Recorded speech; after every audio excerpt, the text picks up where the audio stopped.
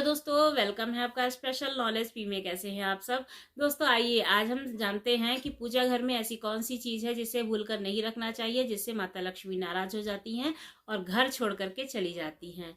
Number 1, निर्माल्य। पूजा घर में निर्माल्य को जमा नहीं होने देना चाहिए। निर्माल्य में अगरबत्ती के खाली पैकेट, पन्नी, बासी फूल, हार या फिर कोई अन्य पूजा संबंधित अनुपयोगी सामग्री होती है।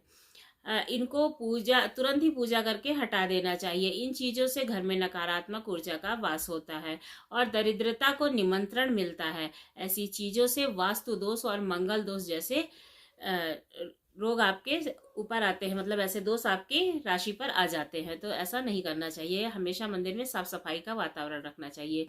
अगर आपके पूजा घर में भगवान के वस्त्र फट जाते हैं या फिर पूजा के आसन फट जाते हैं तो उन्हें तुरंत हटा देना चाहिए। ये चीजें पूजा में मन लगाने में बाधक होती हैं और कंगाली की तरफ आपको ले जाती हैं। इन नकारात्मक चीजों से प्रार्थना का कोई भी सकारात्मक परिणाम नहीं मिलता है। इन चीजों को अनिष्टकारी माना जाता है। इनको एक एक करके पूजा घर से हटा देना चाहिए और नई चीजों को ला करके रखना चाहिए ताकि जीवन में संपन्नता आए और पूजा का भी फल मिल सके। नंबर 3, खंडित मूर्ति। यदि पूजा घर में खंडित मूर्ति या फिर कोई भी तस्वीर रखी है तो उसे तुरंत ही हटा देना चाहिए। यह शुभ नहीं मानी जाती है। इससे घर में नकारात्मक ऊर्जा का वास माना जाता है। पूर्वजों की तस्वीर। यदि आपके पूजा घर में आपके पूर्वज या पितरों की तस्वीर है तो उसे तुरंत ही हटा देना चाहिए। वास्तु शास्त्र के मुताबिक मृत परिजनों की तस्वीर को पूजा घर में रखना अशुभ माना जाता है। ये अशुभ परिणाम देती हैं। जबकि आप अपने घर के दक्षिण दिशा में अगर इनकी तस्वीर लगाते हैं तो ये आपके लिए शुभ परिणाम देती हैं। तो आप अगर अपने पूर्वजों की तस्वीर को घर में रखते हैं तो दक्षिण दिशा में रखिए। आइए जानते हैं कि पूजा घर में कौन कौन सी चीजें होनी चाहिए। शंख। भगवान विष्णु और माता लक्ष्मी को शंख बहुत ज्यादा प्रिय होता है। ऐसे में पूजा स्थल में शंख का होना बहुत ही आवश्यक है। नियमित तौर पर भगवान की पूजा के दौरान शंख की पूजा करनी चाहिए और उसे बजाना चाहिए। शंख के बजाने से घर में सकारात्मक ऊर्जा का वास होता है और घर में देवी लक्ष्मी का भी वास माना जाता है। नंबर 2, गंगा जल। हिंदू धर्म में अग्नि और गंगा जल का विशेष महत्व माना जाता है।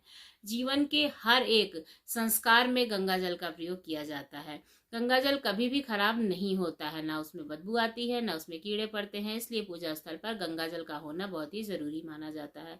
प्रतिदिन पूजा के दौरान गंगा जल का प्रयोग अवश्य करना चाहिए। पूजा घर में गंगा जल होने पर माता लक्ष्मी प्रसन्न होती हैं और पूजा करने के बाद गंगा जल का छिड़काव पूरे घर में करना चाहिए। इससे सकारात्मक ऊर्जा का विकास होता है। शालिग्राम। शालिग्राम भगवान की पूजा हर घर में होना जरूरी होता है। तुलसी मिश्रित जल से इन्हें स्नान कराना चाहिए।